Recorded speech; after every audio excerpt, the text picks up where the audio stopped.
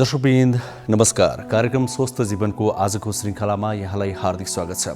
आज पनि स्वास्थ्य सम्बन्धी विभिन्न जानकारीमूलक सामग्री लिएर हामी उपस्थित भइसकेका छौँ। नेपाल सरकार स्वास्थ्य तथा जनसङ्ख्या मन्त्रालय, राष्ट्रिय स्वास्थ्य शिक्षा सूचना तथा सञ्चार केन्द्र र नेपाल टेलिभिजन बीचको सहकार्यमा यो कार्यक्रम निर्माण एवं प्रसारण हुने गर्छ।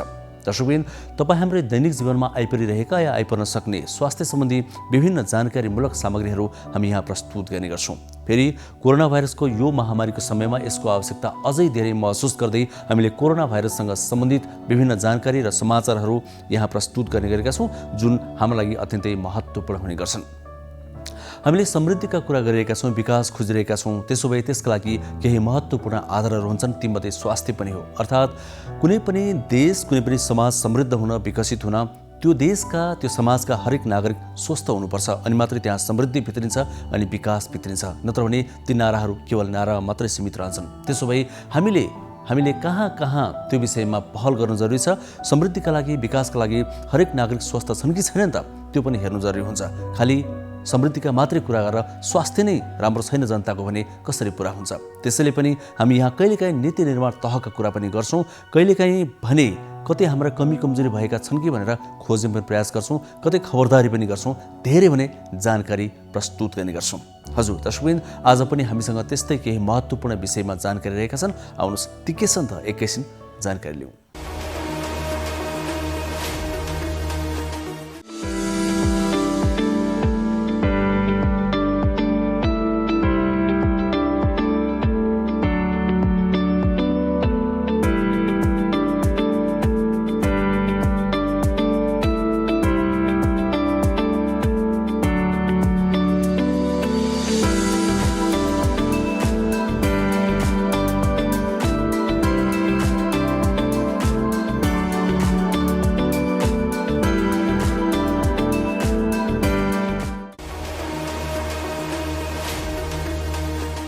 हजुर, एकैछिन प्रसङ्ग कोरोना भाइरस र यसको विरुद्धमा लगाइने खोपको। सरकारले जसरी भए पनि आफ्नो नागरिकलाई खोप लगाउनका लागि पहल गरिरहेको छ, यो सरकारको दायित्वभित्र पनि पर्छ। त्यसै क्रममा चीनबाट 40 लाख डोज खोप ल्याउने भनेर काम सुरु भइसकेको छ, ल्याउन थालिसकेको छ। पहिलो मात्रामा 8 लाख डोज खोप आइपरिसकेको छ। आउँदो साउन 8 गतेभित्र सबै खोप ल्याउने भनेर सरकारले तयारी गरेको छ। नेपाल वायुसेना निगमका जहाजहरूमा ती खोप ल्याइँदैछ र 60 वर्ष मुनिका व्यक्तिहरूलाई पनि प्राथमिकताको आधारमा खोप लगाउने भनेर खोप लगाउने काम पनि सुरु गरिसकेको छ। खोपको विषयमा पछिल्लो गतिविधिको विषयमा हामीले तयार पारेको विशेष रिपोर्ट हामी आज सुरुवातमा प्रस्तुत गर्नेछौँ, ताकि खोप कहिले आउँदैछ, कसरी आउँदैछ, कसले लगाउन पाइन्छ, कहाँ लगाउन पाइन्छ भन्ने कुरा स्पष्ट पार्न सकियोस्। त्यसपछि हामी एकजना हाड जोड्ने रोग विशेषज्ञसँग कुराकानी गर्दैछौँ आज। हाड जोड्नेको विषयमा तर अलिकति फरक कुरा गर्दैछौँ। प्रायःजसो मानिसहरूको हड्डी खिने अनि जोर्नीमा खिने समस्याहरू धेरै हामी सुन्ने गर्छौँ। विशेष गरी यो घुँडाको जोर्नीमा अनि हिपमा धेरै हड्डी खिने गरेको पाइन्छ। त यसको उपचार फिजियोथेरापीबाट पनि हुन्छ, सुरुवातमै थाहा पाइयो भनेर विज्ञहरूले भन्दै आएका छन्। कस्तो अवस्थामा फिजियोथेरापीबाट उपचार हुन्छ, कस्तो अवस्थामा हामीले सर्जरी नै गर्नुपर्छ या औषधि सेवन गर्नुपर्छ, त्यो विषयमा पनि हामी स्पष्ट पार्ने प्रयास गर्नेछौँ। अनि अहिले त हड्डी प्रत्यारोपणसम्मका पनि कुराहरू आइरहेका छन्। त्यो नेपालमा सम्भव छ कि छैन, कस्तो छ, के छ यसको प्रावधान, यो विषयमा पनि आज हामी संवाद गर्नेछौँ। हड्डी खिने समस्याबाट ढिलो चाँडो कुनै न कुनै रूपमा हरेक व्यक्तिहरू प्रभावित हुन्छन् भनेर विज्ञहरूले भन्दै आएका छन्। विशेष गरी मोटोपन भएका व्यक्तिहरूमा यो समस्या धेरै देखिन्छ। हाम्रो जीवनशैलीले पनि धेरै फरक पारेको छ यसमा भन्ने कुरा पनि विज्ञहरूले भन्दै आएका छन्। खास कुरा के हो, विस्तृत छलफल आज हामी स्वास्थ्य संवादमा गर्नेछौँ। त्यसै गरी हामीले प्रस्तुत गर्ने गरेको अर्को सेगमेन्ट छ मेरो जीवनशैली, जहाँ विभिन्न विज्ञहरूले हाम्रो जीवनशैली कस्तो हुनुपर्छ भनेर सन्देशहरू अर्थात् सुझावहरू प्रदान गर्ने गरेका छन्। त्यो पनि आज हामी प्रस्तुत गर्नेछौँ, त्यसलाई पनि निरन्तरता दिनेछौँ। छोटो समयको त्यो सेगमेन्टले हामीले धेरै जानकारी प्रदान गर्ने गर्छ।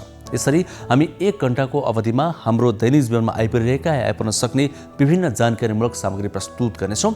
सुरुवातमा भने कोरोना भाइरस विरुद्धमा अहिले लगाइँदै गरेको खोप र आउँदै गरेको खोपको विषयमा हामीले तयार पारेको यो विशेष रिपोर्ट एकैछिन हेरौँ।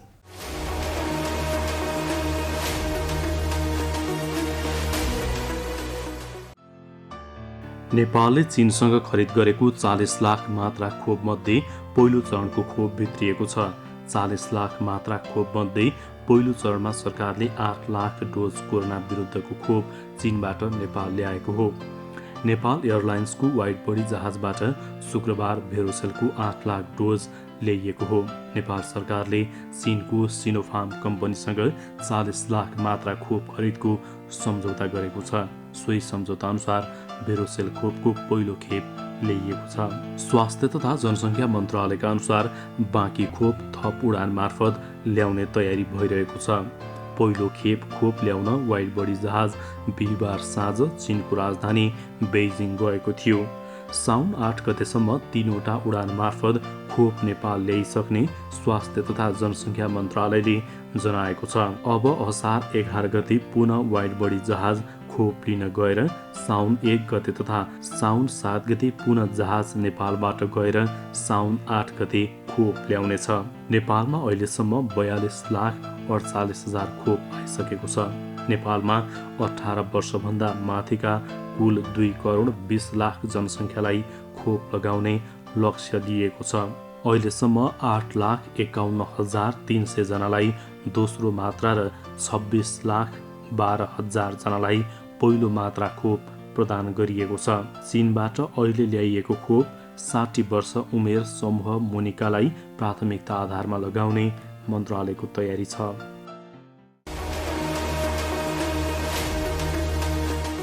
नमस्ते, म डाक्टर रत्नमणि गजुरेल, मुटु रोग विशेषज्ञ। म तपाईहरू सामु मुटु रोग सम्बन्धी केही कुराहरू जानकारी गराउन आएको छु।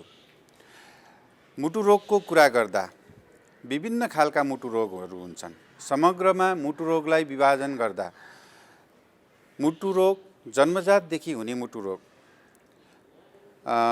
रोग जुन चाहिँ जन्मिसकेपछि 5 देखि 15 वर्षको उमेरमा लाग्ने बाथ मुटु रोग र अर्को मुटु रोग हुन्छ मुटुको धमनीहरूमा साँघुरो भएर हुने हृदयघातसँग सम्बन्धित मुटु रोग र अन्य रोगहरूको कारणले हुन सक्ने मुटु रोग पनि एक प्रकारको मुटु रोगको रूपमा आउन सक्छन्, जुन चाहिँ नि अन्य रोगहरूसँग सम्बन्धित छ।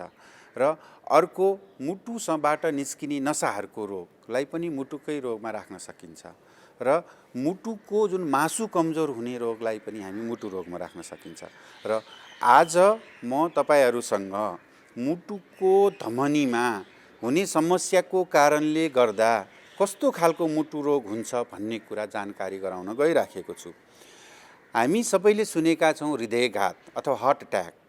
यो हृदयघात अथवा हार्ट अट्याक भनेको मुटुको धमनीमा कुनै हिसाबले साँघुरो भयो मुटुको धमनी अथवा बन्द भयो, जसले गर्दा मुटुमा रक्त सञ्चार हुनुपर्ने रक्त सञ्चार हुन सकेन भने ती व्यक्तिहरूलाई छाती दुख्ने, स्यास्या हुने, वाकवाक हुने, बान्ता हुने, बेहोसै पनि हुने, त्यस्तो खालको समस्या र खलखली पसिना आउने समस्या हुन सक्छ। यस्तो लक्षण भयो भने हृदयघातको लक्षण हुन सक्छ। र यो हृदयघात कसरी हुन्छ भनेर भन्दाखेरि अघि मैले भने मुटुको धमनीहरू साँघुरो भयो अथवा कुनै हिसाबले बन्द भयो, जसलाई हामी कोरोनरी धमनी भन्छौँ। त्यो बन्द भएको अवस्थामा हार्ट अट्याक हुन्छ। र यो हार्ट अट्याक के को कारणले हुन्छ भन्ने कुरा गर्दा हार्ट अट्याक हुने विविध कारणहरू हुन्छन्। पहिलो हामीले यसलाई पारिवारिक हिस्ट्री मुटुको रोग भएको व्यक्तिहरूलाई अलि बढी हुन सक्छ भन्ने हिसाबले लिन्छौँ। र यसलाई समग्रमा जोखिम भएका व्यक्तिहरू कसरी चिन्ने भन्ने हिसाबले चाहिँ नि मैले वर्गीकरण गर्छु, जसमा मुटुका धमनीमा समस्या हुन्छ त्यसलाई हार्ट अट्याक हुन्छ। त्यसमा जोखिम कुन हुन् भनेर भन्दा मोडिफाएबल अथवा हामीले परिवर्तन गर्न सक्ने जोखिमहरू एक प्रकारका हुन्छन्, जसमा ब्लड प्रेसर, सुगर, कोलेस्ट्रोल, यदि कसैले चाहिँ नि धुम्रपान मद्यपान गर्नुहुन्छ भने यो चाहिँ हामीले परिवर्तन गर्न सकिने खालका जोखिमहरू भए हृदयघातका लागि। अर्को परिवर्तन गर्न नसकिने जोखिमहरू जसमा पारिवारिक हिस्ट्री, वंशाणुबाट आएको र कसैमा रगतमा विभिन्न खालका जम्ने पदार्थहरूमा र नसाहरू साँघुरो गराउने पदार्थहरू भयो भने हुन सक्छ। र अब यसलाई हामीले हृदयघात हुनबाट कसरी चाहिँ नि बच्न सकिन्छ त भन्ने कुरा गर्दाखेरि यदि कोही व्यक्तिमा पारिवारिक हिसाबले हृदयघात भएको छ भने उसमा जोखिम अलि बढिरहन्छ। त्यस्ता व्यक्तिहरूले चाहिँ नि जुन हामीले परिवर्तन गर्न सकिने खालका जोखिमहरू छन्, जसलाई अघि भने जस्तै सुगर, प्रेसर, कोलेस्ट्रोल र धुम्रपान, मद्यपान, यी कुराहरू हामीले रोक्यौँ भने, हामीले परिवर्तन गर्न सक्यौँ भने मुटुको हार्ट एट्याक हुनको लागि अथवा हृदयघात हुनको लागि हामीले केही हदसम्म जोगाउन सकिन्छ। र परिवर्तन गर्न नसकिने जुन रिस्क फ्याक्टरहरू, जोखिमहरू छ, ती कुराहरू हुँदाहुँदै पनि यी परिवर्तन गर्न सकिने चाहिँ नि जोखिमहरूलाई हामीले रोकथाम गर्न सक्यौँ, कन्ट्रोल गर्न सक्यौँ भने हामीले हार्ट एट्याक अथवा हृदयघात हुनबाट बच्न सकिन्छ र त्यो जोखिमबाट चाहिँ हामी कम गर्न सकिन्छ। अब यो हृदयघात हुनको लागि चाहिँ नि कसरी हुन्छ त भनेर भन्दाखेरि चाहिँ नि यदि व्यक्तिहरूमा ब्लड प्रेसर, सुगर, कोलेस्ट्रोल, अघि भनेका जोखिमहरू भएको अवस्था छ र सेडेन्टरी लाइफस्टाइल, जसमा चाहिँ नि व्यक्तिहरू एकदमै आफूलाई चलायमान कम गर्ने, खानपानमा र रहनसहनमा चाहिँ नि त्यति ध्यान नदिने छ भने यो जोखिम अलि बढ्दै जान्छ। र यदि हामीले खानपानमा, रहनसहनमा अलिकति ख्याल गऱ्यौँ भने पनि हामीले जोखिम कम गर्न सकिन्छ। र अब खानपान र रहनसहनको कुरा गर्दा के हो त भन्दा, यदि हामी खानेकुरामा चिल्लोपना कम गऱ्यौँ, एनिमल फ्याटहरू कम गऱ्यौँ भने र भेजिटेबल आइटमहरू, सागपात, हरिया सागपातहरू, फलफुलहरूलाई बढी उच्चतम प्रयोग गऱ्यौँ भने पनि हामीले हार्ट एट्याक अथवा हृदयघात हुने जोखिम कम गर्न सकिन्छ। अर्को कुरो रह्यो एक्सर्साइज। यदि हामीले आफ्नो शरीरलाई चलायमान राख्यौँ, एक प्रकारको तौललाई हामीले आफ्नो नियन्त्रणमा लियौँ भने पनि हामीले हृदयघातको सम्भावनालाई कम गर्न सकिन्छ। र यदि एक्सर्साइज र खानपानमा हामीले कम गर्दाखेरि चाहिँ अघि भनेका रिस्क फ्याक्टरहरू हामीले कम गर्न सक्यौँ भने हृदयघातको सम्भावना प्राकृतिक रूपमा नै घट्छ र हामीले जुन अकाल मृत्यु, हृदयघातबाट हुने अकाल मृत्यु घटाउन सकिन्छ र आफ्नो जीवनलाई दीर्घजीवी बनाउन सकिन्छ। यति भन्दै म बिदा हुन्छु। धन्यवाद।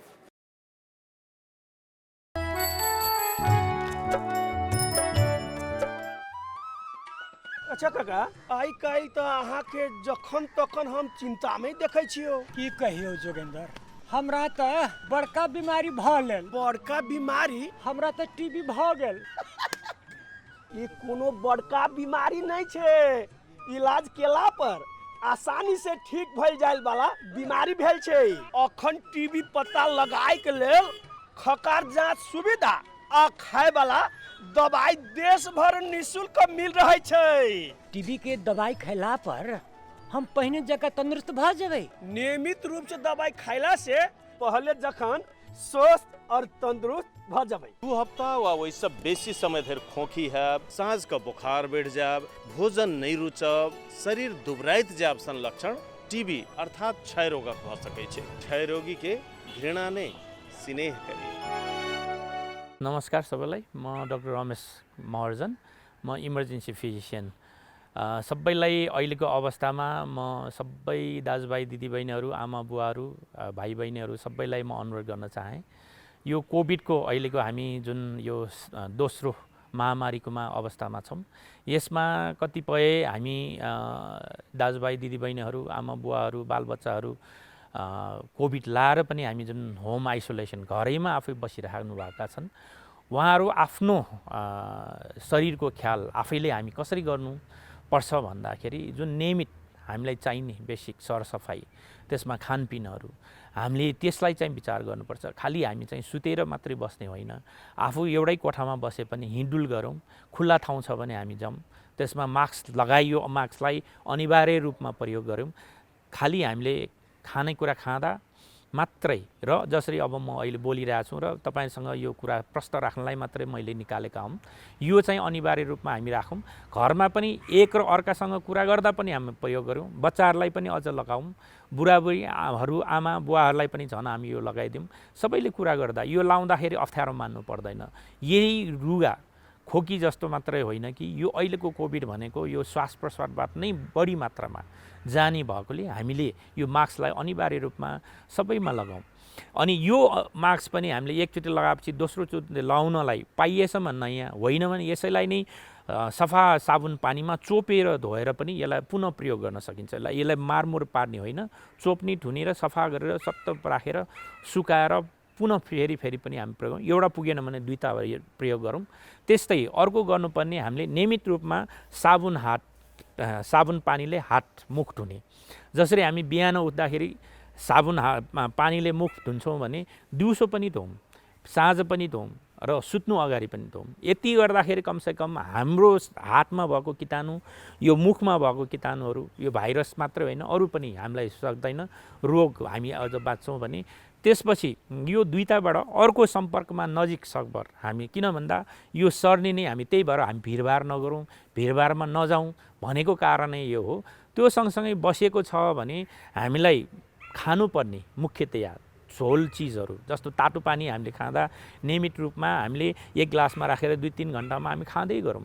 त्यसमा पनि सबभन्दा राम्रो हाम्रो शरीरलाई यो भाइरससँग लड्नलाई अति महत्त्वपूर्ण भनेको भिटामिन सी, जुन अमिलो चिजमा पाउँछ, जुन कागती पानीमा पाउँछ, लप्सीको भयो, हामीसँग यो अरू विभिन्न फलफुलहरूमा हाम्रो पाउँछ भने त्यो पनि हामी नियमित सेवन गरौँ।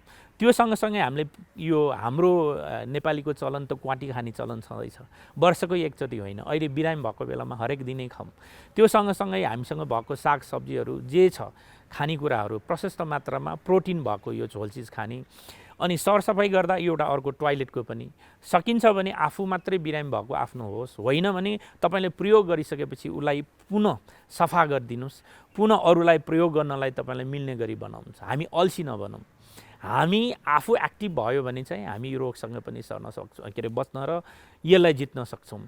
त्यस्तै अरूलाई सर्न नदिनुको लागि भनेको जस्तै तपाईँ अब होम आइसोलेसन बसेर खाँदा तपाईँलाई आफूले खानुपर्ने भनेको जिउ बेस्कन दुख्यो, ज्वरो बढी आयो भने प्यारास्टामोल मात्रै खाने हो। यो चाहिँ 6 घन्टामा पनि खान सक्छौँ।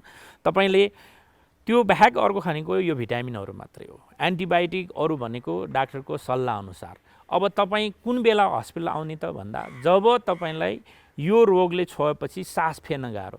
अहिले तपाईँ बसेर तपाईँको सास 1 मिनटमा कतिचोटि फेर्छ भनेर गर्नुहोस्। 1 मिनटमा हामी 14 देखि 16 चोटि फेर्छौँ भने त्यसको ठ्याक्क डबल भएपछि तपाईँ हस्पिटलमा आउनुपर्छ। किन त भन्दा तपाईँलाई फोक्सोमा यो भाइरसले छुइसकेको हुन्छ र निमोनिया भइसकेको हुन्छ। त्यो कारणले तपाईँ एक्सरे गर्नुपर्छ। आउनुको लागि यो बेलामा आएर हामी डाक्टर सबैले हामी औषधि उपचार गर्छौँ। त्यो सँगसँगै हामीले एउटा घर पनि एउटा त अहिलेको अवस्थामा साँच्चै हो भने नर्सिङको केयर भन्छौँ। यो भनेको हामीले बिरामीलाई गर्ने, यो घरमा भएको बिरामीलाई घरको मान्छेले पनि हामी सेवा दिनुपर्छ। त्यसको लागि जसरी हामी हस्पिटल बस्ने डाक्टर, नर्स, प्यारामेडिक्स हामी सबैले जसरी मास्क लाउँछौँ, त्यसपछि आँखा छोप्ने भाइजर लाउँछौँ, पन्जा लाउँछौँ र गाउन लाउँछौँ। तपाईँ यो मात्रै पनि हामी लगाएर घरमा भएको घरकै मान्छेले पनि यो कोभिड भएको बिरामीको सँगै गएर उसलाई चाहिएको चिज सेवाहरू हामी गर्नुपर्छ। र त्यो दिइसकेपछि तपाईँले लगाएको लुगा जस्तो एउटा कोठाभित्र तपाईँ छुट्टै राख्नुहुन्छ र बाहिर आउनुहुन्छ भने एउटा बाल्टिनमा साबुन पानी राख्नुहोस्। त्यसमा तपाईँले लगाएको यो ग्लोभ्स, पन्जा, यो लुगा सबै फेरि धुनुहोस्, त्यसलाई पखालेर सुकाउनुहोस्। यही नियमित हामी प्रक्रिया गऱ्यौँ भने बिरामीलाई पनि सेवा दिन सकिन्छ र बिरामीलाई घरैमा पनि हामी ठिक पार्न सक्छौँ। त्यो अर्थमा हामी यो सबै मिलेर नै यो रोगलाई चाहिँ जित्नुपर्छ। हस्, यति भन्दै म आफूलाई बिदा लिन्छु। हस्, धन्यवाद। नमस्कार, म डाक्टर रमेश महर्जन, म इमर्जेन्सी फिजिसियन। अब अहिले हामीले हस्पिटलमा देखिरहेको पुनः फेरि हस्पिटलमा भर्ना भएका बिरामीहरूको पनि र हामीले ठिक गरेर पठाएको यो कोभिडको बिरामीलाई घरमा आफ्नो मान्छेहरूले छुनबाट डराउने, उहाँलाई हेरविचार गर्नबाट डराउने अवस्थाहरू पनि देखिसकेका छौँ। त्यसको लागि त्यसमा डराउनु पर्ने छैन। उहाँलाई यो कोभिडको बिरामी ठिक भएर पनि घरमा बस्दा स्याहार सुसार गर्दाखेरि घरको मान्छेले तपाईँले हामी सबैले यो मास्क त लाउनै पर्यो, त्यो सँगसँगै सकिन्छ भने पन्जा लगाउनुहोस्, एउटा गाउन बेर्ने भए पनि हामी लगाउनुहोस्, यो गरेर उहाँलाई स्याहार गर्नुहोस् र त्यसपछि तपाईँले यो तपाईँले लगाएको यो गाउन जुन भन्छ त्यो तपाईँले लगाएको पन्जा फाल्न मिल्छ भने अर्को फालेर नयाँ लाउनुहोस्, होइन भने यो गाउन चाहिँ साबुन पानीमा धोएर पुनः प्रयोग गरिकन लगाउन सकिन्छ। त्यही कारणले नर्सिङ केयर भनेको हस्पिटलमा हामी नर्स दिदीबहिनीले मात्रै दिने होइन, तपाईँ घरमा मेलले फिमेललाई होस्, फिमेलले मेललाई होस्, भनेको पुरुषले महिला, महिलालाई पुरुषलाई हामी बराबरी सबैलाई दिने, एकले आपसलाई सेवा गर्नलाई नै हामी नर्सिङ केयर भन्छौँ। म डाक्टर भए पनि त्यही गर्ने हो, नर्स भए पनि त्यही गर्ने हो, प्यारामेडिक्सले पनि त्यही गर्ने हो भने तपाईँले पनि आफ्नो मान्छेलाई स्याहार सुसार गर्दा आफू बचेर आफू प्रोटेक्ट भएर र उहाँलाई पनि प्रोटेक्सन, ताकि बिरामीलाई पनि तपाईँ उहाँलाई पनि मास्क लगाइदिनुहोस्। त्यही कारणले यो मास्क हामीले लगाइकन एक र आपसमा हामीले चाहिँ घरमा पनि नर्सिङ केयर दिनुपर्छ। यो चाहिँ अति महत्त्वपूर्ण कुरा हो, ताकि अब बिरामीहरू हामी रोग लागेपछि त घरैमा बस्छन्, उहाँहरूलाई त सेवा गर्नै पर्छ। त्यो कारणले मैले हजुरहरू सबैलाई यो बिन्ती।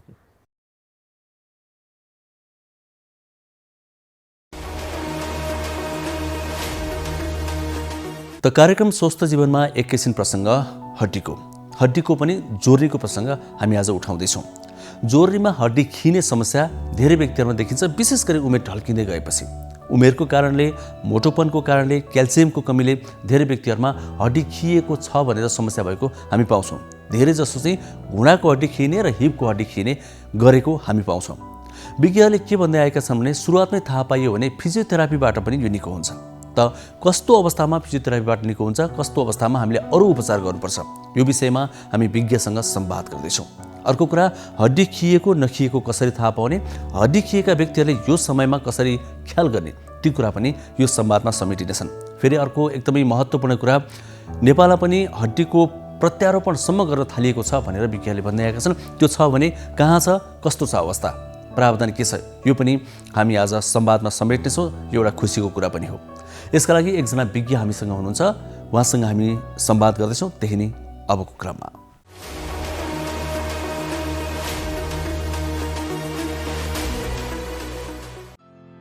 बढ्दो उमेरसँगै खुट्टाको हिप या घुँडाको जोर्नी खिँदै जाने समस्या थपिँदै जाने गरेको छ। पछिल्लो समय आधुनिक जीवनशैली, नियमित व्यायाम नगर्ने बानी, लामो समयको हिँडाइ या बसाइ, मोटोपना र क्याल्सियमको कमीका कारण जोर्नी खिने गरेको पाइएको छ। यस्ता समस्या भएकाहरूले चिकित्सकको सल्लाहअनुसार सुरुमा फिजियोथेरापी वा औषधि सेवन गर्नुपर्छ। त्यसले पनि ठिक नभएर हिँड्न नै नसक्ने अवस्था आएमा भने जोर्नी नै बदल्नुपर्ने हुन्छ र कृत्रिम जोर्नी लगाइन्छ। यस्तो जोर्नीलाई आर्टिफिसियल जोइन्ट भनिन्छ। के कारण जोर्नी खिइन्छ, जोर्नी खिएको कसरी थाहा पाउने, यसको औषधि उपचार र प्रत्यारोपणपछि ख्याल गर्नुपर्ने कुराहरूबारे हामीले जोर्नी प्रत्यारोपण विशेषज्ञ प्राध्यापक डाक्टर दीर्घराज आरसीसँग संवाद गरेका छौँ। अहिलेको परिप्रेक्ष्यमा भन्ने हो भनेपछि हाड जोर्नी सम्बन्धी बिरामीहरू हामी कहाँ आउँछन् र धेरै जसो हाड जोर्नी सम्बन्धी विषयमा बिरामीहरूको कम्प्लेन भनेको चाहिँ दुख्ने, हाड जोर्नी दुख्ने, हिँड्न गाह्रो भयो भन्ने, उकालो ओह्रालो गर्न गाह्रो भयो भन्ने, यस्तो किसिमको चाहिँ बिरामीहरू चाहिँ धेरै आउँछ। जस्तै अब नेपालकै सन्दर्भमा कुरा गर्नुपर्दा धेरै मात्रामा दुख्ने हाड जोर्नी जुन हुन्छ नि, त्यो चाहिँ कुन, विशेष गरी कुन हाड जोर्नी चाहिँ बढी दुख्छ? सबभन्दा बढी जोग्ने चाहिँ ठुलो जोर्नीहरू जस्तो घुँडा, एङ्कल, हिप, यी जोर्नीहरू एकदम धेरै दुख्ने पर्सेन्टेज छ हजुर बिरामीहरूमा। यहाँले भन्नुभयो जोर्नी धेरै दुख्ने समस्या लिएर आउँछन् भनेर भन्नुभयो। जोर्नी दुख्ने चाहिँ के कारणले हुन्छ त डाक्टर साहब? जोर्नीहरूको दुखाइ भनेको विभिन्न कारणहरूले हुन्छ। त्यसमध्ये चाहिँ क्याटेगोरी गर्दाखेरि हामी चाहिँ मेन चाहिँ दुईवटा क्याटेगोरीमा बाँडेका छौँ। जस्तो एउटा प्राइमरी ओस्टियोआर्थराइटिस भन्ने हुन्छ, प्राइमरी कारण भयो। अर्को चाहिँ सेकेन्डरी कारण, कुनै अरू रोगले गर्दाखेरि जोर्नी बिग्रिने कारण। अब प्राइमरी कारणका बिरामीहरू धेरै हुन्छन्, त्यो सबभन्दा बढी चाहिँ त्यसको खास कारण यही हो भनेर पत्ता लाग्छ। जस्तो टिबीको बिरामीले टिबीको बेसिलाइले गर्छ भन्ने हुन्छ नि, त्यस्तो हुँदैन। दुखाइको कारणमध्ये चाहिँ प्राइमेरी कारण भनेको चाहिँ उमेरको कारणले हो, उमेरको कारणले। किनभने उमेर बढ्दै गएपछि त जोर्नी त यो जिन्दगीभरि चलिराख्ने चिज हो नि त। त्यसमा चाहिँ केही सुक्खापन आउँछ, इरिटेसन हुन्छ, त्यो घोटिन्छ र त्यो उमेर बढ्दा बढ्दै त्यो पनि बढ्दै जान्छ र अर्को कुरो के भनेपछि ओभरवेट जस्तो पोजिसन ओभरवेट जस्तो 50 केजी हुनुपर्ने मान्छे 60 केजी भयो भने त लोड त जोर्नीमै पर्ने हो नि त मेनली त घुँडामा पर्छ हिपमा पर्छ त्यसले गर्दा दुख्दै जाने पनि हुन्छ त्यो एउटा फ्याक्टर हो त्यही कारणले पनि ओभरवेट भएको मान्छेमा जोर्नी दुख्नै पर्छ भन्ने पनि छैन पातलो मान्छे पनि दुख्न सक्छ अर्को कुरो चाहिँ जेनेटिक कारण जस्तो अब आमा बाबुलाई दुखेको छैपछि बच्चा बच्चीलाई चाहिँ 40% चाहिँ जोर्नी दुख्ने हुनसक्छ जेनेटिक कारणले यस्तै कारणले गर्दाखेरि एज हुँदा गर्दा प्रोफेसनल उभिएर लामो समयसम्म काम गर्ने मान्छे घुँडामा लोड पर्यो हिपमा लोड पर्यो होइन अथवा बसिराखेर काम गर्ने मान्छे हिपमा लोड पर्छ त्यस्तो कारणले चाहिँ जोर्नी दुख्ने हुन्छ त्यसको कुनै यही कारणले भन्ने हुँदैन प्राइमरी यो चाहिँ अब 50-60 वर्ष उमेर बढ्दै गएपछि 70 वर्ष हुँदै गएपछि अब यो जेनेटिक कारणले ओभरवेटको कारणले त्यसले बढी गर्ने मात्रै हो तर यो कारणले दुख्ने भन्ने हुँदैन त्यसलाई भन्छ प्राइमरी ओस्टियोआर्थराइटिस प्राइमरी दुख्ने अर्को हुन्छ कुनै अरू रोगको कारणले जोर्नी बिग्रिएपछि दुख्ने त्यो त कुनै पनि एजलाई हुनसक्छ बच्चालाई पनि हुनसक्छ यङलाई पनि हुन्छ बुढाबुढीलाई हुन्छ जस्तो इन्फेक्सन भयो त्यहाँ पिप भरियो जो होइन बच्चामा पिप भरियो त्यो बिग्रियो र पछि जाँदा गर्दाखेरि त्यो दुख्ने हुन्छ र हिँड्न नसक्ने बेडमै बस्नुपर्ने स्थिति पनि आउनसक्छ अर्को कुरो चाहिँ बाथको कारणले बाथ भने जोर्नीकै रोग हो मेनली बाथले मुटु पनि असर पार्छ जोर्नी पनि असर पार्छ बाथको कारणले पनि बिग्रिने हुनसक्छ इन्फ्लामेटरी डिजिज भन्छौँ हामी जस्तो अर्को चाहिँ लड्यो बिरामी एक्सिडेन्ट भयो जोर्नी भाँच्यो जोर्नी भित्रै भाँच्यो भने त भाँचेको ठाउँमा त अलिकति उबड खाबड हुनुभयो त्यसले गर्दाखेरि उपचार गरिसकेपछि पनि उपचार भयो राम्रो भयो तर चाहिँ त्यहाँको भित्र चाहिँ काठीले भन्छ कुरकुरे हड्डी फुटेको छ भने त्यो फेरि रिप्लेस हुन चाहिँ गाह्रो हुन्छ त्योले गर्दाखेरि चाहिँ जोर्नी बिग्रिने ट्रमाको कारणले गर्दाखेरि लडेर गर्दाखेरि जोर्नी मात्रै भाँच्यो भनेपछि त्यो पछि गएर चाहिँ जोर्नी बिग्रिने यस्ता त धेरै समस्या अरू कुरोहरू अब कुनै खानाको कारणले जस्तो अल्कोहल एकदम धेरै युज गर्ने मान्छेहरूले पनि जोर्नी बिग्रिन सक्छ र कुनै कारणले गर्दा स्टेरोइड भन्ने औषधि हुन्छ एउटा सानो गोलीहरू हुन्छ त्यसले राम्रो काम गर्छ रामबाण काम गर्छ तर जोर्नी बिगार्छ त्यस्तो कारणले गर्दा बाथहरू अरू कुरो इम्युन डिजिजहरू भएकोलाई त्यो खानैपर्ने हुन्छ नसाको डिजिजहरूलाई खानुपर्ने हुन्छ त्यो नदिएर पनि हुन्न दियो भनेपछि कुनैको सबैलाई बिग्रिन्छ भन्ने होइन लामो समयसम्म स्टेरोइड भन्ने दबाईहरू ड्रग्सहरू खायो भनेपछि पनि जोर्नी बिग्रिने हुनसक्छ जस्तै जोर्नीमा समस्या हुँदाखेरि सुरुवाती अवस्थामा कस्ता लक्षण देखिन्छन् र जटिल हुँदै गएपछि कस्ता कस्ता लक्षण देखिन्छन् त सुरुमा चाहिँ सबभन्दा पहिलो लक्षण र इम्पोर्टेन्ट लक्षण भनेको चाहिँ पेन नै हो दुखाइ नै हो डाक्टर साहब मेरो यहाँ हिप दुख्छ मेरो घुँडा दुख्छ मेरो एल्बो दुख्छ मेरो सोल्जर दुख्छ भनेर बिरामी आउँछ सुरु लक्षणमा पछि यो बढ्दै बढ्दै बढ्दै उपचार बढ्दै बढ्दै गएपछि मेरो जोर्नी चलेन भन्ने हुन्छ कि पछि जाम हुन थाल्छ होइन भनेपछि जुन रेन्जमा चल्नुपर्ने हो जोर्नी त्यो रेन्जमा चल्दैन अनि पेन बढ्दै जान्छ र जोर्नी बाङ्गो हुने डिफर्मिटी भन्ने हुन्छ लास्टमा गएर धेरै बिग्रियो भने त घुँडा बाङ्गो हुने होइन सोल्जर तल माथि नआउने हिप पनि बाङ्गो भएर खुट्टा बाङ्गो एकातिर परेको ढाड बाङ्गिने यस्तो किसिमको चाहिँ लास्ट स्टेजमा आएर यस्तो हुन्छ र अन्त्यमा गएर यति पेन र यति चाहिँ जोर्नी डिफर्मिटी भन्ने हुन्छ नि बाङ्गिने टुङ्गिने जो हुन्छ त्यो भइसकेपछि बिरामी हिँड्न सक्दैन भने बेडमै बस्नुपर्ने हुन्छ हिँड्नै सक्दैन कि त अर्को सहाराले उठाएर लिनु पऱ्यो दिशा पिसाब गरेर पनि लिनुपर्ने त्यो अन्तिम स्टेज भयो भने त्यस्तो स्थिति आउँछ डाक्टर साहब जस्तै नि सुरुवाती अवस्थामा यसको उपचार भयो भने चाहिँ त्यो जटिलता हुन पाउँछ कि पाउँदैन त्यो भनेपछि जोर्नीको बिरामी जसलाई छ उहाँहरूले चाहिँ जोर्नी जब दुख्न सुरु गर्छ उहाँहरूले सुरुवाती अवस्थामै उपचार गर्नुभयो भने चाहिँ त्यो अवस्था नहुन सक्छ जस्तो जोर्नी पेन भयो भने चाहिँ हामी एक्सरेहरू गर्छौँ होइन रगतहरू जचाउँछौँ अनि त्यो अनुसारको चाहिँ सेकेन्डरी कुन डिजिजले भएको हो जोर्नी बिग्रिएको त्यो डिजिजको उपचार गऱ्यो भने त त्यो कम हुन्छ नि त टिबीले पनि त हुनसक्छ नि जोर्नीको टिबी हुन्छ टिबी सुरुवाती अवस्थामा भयो भने हामीले टिबी भन्ने डायग्नोसिस गरेर पहिचान गरेर औषधि दियौँ भने त्यो त पूर्ण रूपमा निको हुन्छ नि पूर्ण रूपमा तर अब जोर्नी ड्यामेज गरिसकेपछि चाहिँ त्यो रोकिन्छ मात्रै ड्यामेज भइसकेपछि त त्यो पछि गएर खिने बिग्रिने सम्भावना हुन्छ जोर्नीको समस्या हुँदाखेरि यसको उपचार चाहिँ के छ त कुन उपचार पद्धतिद्वारा यसको उपचार गरिन्छ त्यो उपचार चाहिँ कस्तो हुन्छ भने बिरामी कुन स्टेजमा आयो डाक्टर कहाँ भन्नेमा भर पर्छ इनिसियल स्टेजमा पहिलोमा आयो भने हामीले चाहिँ औषधि दिन्छौँ होइन फिजियोथेरापीहरू सिकाउँछौँ एक्सर्साइज गर्छौँ कुन रोगले भएको यदि सेकेन्डरी अरू कुनै कारणले रोगले भयो त्यो रोगको उपचार गर्छौँ त्यो निको हुन्छ राम्रो हुन्छ जोर्नी फेर्नु पर्दैन अब सुरुवाती अवस्थामा पनि अलिक ढिलो अवस्थामा आयो भनेपछि त्यो कुनै स्टेज हुन्छ हामीले स्टेज गरेका हुन्छौँ जस्तो first stage second stage third stage fourth stage जस्तो हिपमा त्यस्तो स्टेज गरेका छौँ निमा पनि त्यस्तो स्टेज हुन्छ क्या ओस्टियोआर्थराइटिसको स्टेज चाहे जुनसुकै कारण होस् त्यो स्टेजमा पहिलो र दोस्रो स्टेजमा पुग्यो भने हामी अपरेसन गर्दैनौँ हामी चाहिँ फिजियोथेरापी औषधिको माध्यमबाट उपचार गर्छौँ। त्यो हल्ट हुनसक्छ, त्यो राम्रो हुनसक्छ, जोड्नु फेर्नुपर्ने अवस्था नआउन सक्छ। अब बिरामी 3rd र 4th स्टेजमा आयो भने चाहिँ औषधिले काम गर्दैन, किनभने त्यो ड्यामेज भइसकेको हुन्छ। अब ड्यामेजलाई फिर्ता ल्याउने कुनै उपाय छैन अहिलेसम्म संसारमा है। त्यो ड्यामेज भइसक्यो र उसले हिँड्न नसक्ने स्थिति भयो, दुखाइ त्यस्तो हुने भयो भने चाहिँ हामीले चाहिँ त्यसको लागि चाहिँ जोर्नी प्रत्यारोपण गर्छौँ। जोर्नी प्रत्यारोपण गरेपछि त्यो ठिक हुन्छ भने चाहिँ उसले हिँड्न सक्छ, उसको पेन कम हुन्छ, उसले आफ्नो काम गर्न सक्छ हैन। घरमा बसेर अपाङ्ग भएर बस्न त परेन। हाड जोर्नीको समस्या हुन नदिनको लागि के कुरामा ध्यान दिनुपर्ने हुन्छ? पहिलो कुरो त ध्यान दिने जोर्नी बिग्रिन नपाओस् भनेर उहाँलाई सिम्पटम छ, लक्षण छ, दुखाइ छ, हिँड्न गाह्रो भयो, त्यस्तो मुभमेन्ट गर्न गाह्रो भएपछि पहिला सम्बन्धित विशेषज्ञका जानु पर्यो हैन। त्यो के कारणले भयो भने त पत्ता लगाउनु त पर्यो नि। त्यो इनिसियल स्टेजमा पहिल्यै हामी चाहिँ त्यहाँ गयौँ भनेपछि त्यो कारण पत्ता लगाएर उपचार गर्नु पर्यो र आफू स्वस्थ हुनु पर्यो हैन। अनि काम गर्ने वातावरण हुन्छ, नत्र भने पेन भइराख्यो, दुखिराख्यो, तपाईँ जानु भएन, उपचार गर्नु भएन भनेपछि त्यो त बढ्दै जाने भयो नि त।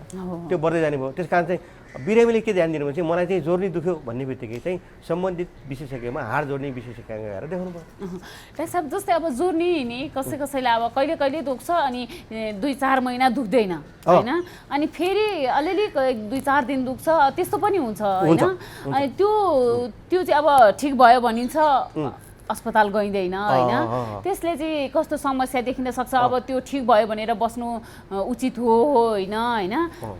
के गर्नुपर्छ? यसको लागि चाहिँ हस्पिटल जानै पर्छ या आफै ठिक हुन्छ? यस्ता रोगहरू छन् जो रोग चाहिँ कन्टिन्युस दुख्ने हुँदैन, कहिले कहिले मात्रै दुख्ने हुन्छ। त्यसले अन्त्यमा गएर जोर्नी बिगार्न सक्छ फेरि। जस्तो म एक्जाम्पल दिन्छु, युरिक एसिड। युरिक एसिड भयो भने एकदमै पेन हुन्छ जोर्नीमा, जुनसुकै जोर्नीमा पनि पेन हुनसक्छ, दुख्छ। मान्छेले चाहिँ 1-2 दिन पेन किलर खायो हैन, पेन किलर खाएपछि चाहिँ निको हुन्छ, त्यो निको हुन्छ। अब त्यो पछि फेरि एक कालान्तरमा 6 महिना वर्ष दिएपछि फेरि दुख्छ। त्यो पटकको दुखाइले गर्दा जोर्नी ड्यामेज हुन्छ। अन्त्यमा गएर युरिक एसिडले पनि जोर्नी ड्यामेज भएर जोर्नी फेर्नुपर्ने अवस्था आउन सक्छ। त्यही भएर यो के हो कुरो भने त डायग्नोसिस त पहिला त हुनु पर्यो नि त। भनेपछि सम्बन्धित विज्ञ कहाँ गएर जचाएर मलाई युरिक एसिड छ, ठिक छ, युरिक एसिड घटाउने प्रक्रिया हुन्, के खाँदाखेरि हुन्छ, के खाँदाखेरि हुँदैन, के गर्नुपर्छ भन्ने कुरा चाहिँ बिरामीले चाहिँ एक्चुअली चाहिँ फाइन्ड आउट चाहिँ गर्नै पर्ने हुन्छ। तर चाहिँ मलाई दुःखै ठिक हुन्छ, दुःखै ठिक हुन्छ, सधैँ त्यसो गरेर त हुँदैन नि त। पछि पटक भयो भने त तपाईँको जोर्नी ड्यामेज हुने चान्स हुन्छ।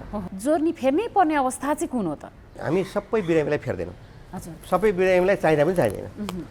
यदि इनिसियल स्टेजमा प्रपर ट्रिटमेन्ट भएको छैन, निको भएको छैन, त्यो जोर्नी चाहिँ बिग्रिने क्रम बढ्दै गयो र त्यस्तो अवस्थामा आउनुभयो कि अथवा त्यस्तो अवस्था आयो उपचार गर्दै पनि, अथवा बिरामी लेट आउनुभयो र औषधि उपचार लिएर फिजियोथेरापीले अरू माध्यमले त्यो जोर्नी चाहिँ अब त्यसलाई फिर्ता गर्न सकिँदैन, रिस्टोर गर्न सकिँदैन भन्ने स्थिति आयो भने हामी त्यसबेला जोर्नी प्रत्यारोपणको माध्यमले उपचार गर्छौँ। यो कृत्रिम जोर्नी चाहिँ कसरी फेरिन्छ डाक्टर?